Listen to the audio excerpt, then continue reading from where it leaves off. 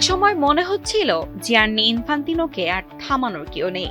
2027 সালে চতুর্থবারের মতো ফিফার সভাপতি হওয়া যেন ছিল শুধুই আনুষ্ঠানিকতা, কিন্তু ফুটবলের মতোই ক্ষমতার খেলাতেও শেষ বাঁশি বাজা পর্যন্ত কোনো কিছুই নিশ্চিত নয়। মাত্র 3 দিনে বদলে গেছে পুরো দৃশ্যপট। বিশ্বকাপ সহ ফিফার বড় টুর্নামেন্টের বাণিজ্যিক অংশীদারিত্ব বেসরকারি বিনিয়োগকারীদের কাছে বিক্রির পরিকল্পনা প্রকাশের পরই শুরু হয় তীব্র বিতর্ক।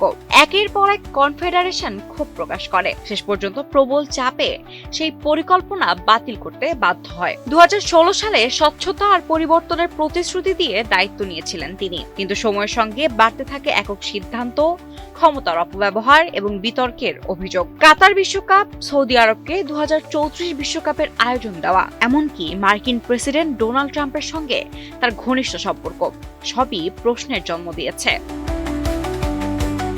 তবে ইনফান্তিনো এখনো হার মানেননি। তাকে সরাতে দরকার সদস্য দেশগুলোর অনাস্থা এবং শক্তিশালী একজন প্রতিদ্বন্দ্বী, যা এখনো দেখা যায়নি। উপরন্তু তার পাশে রয়েছেন বিশ্বের কয়েকজন প্রভাবশালী নেতা, কিন্তু ইতিহাস বলে ক্ষমতার মঞ্চে সমর্থন বদলাতে সময় লাগে না। যারা একদিন পাশে থাকে তারাই কখনো কখনো সবার আগে দূরে সরে যায়। তাহলে কি ইনফান্তিনোর যুগ শেষের পথে, নাকি শেষ মুহূর্তেও ঘুরে দাঁড়াবেন তিনি?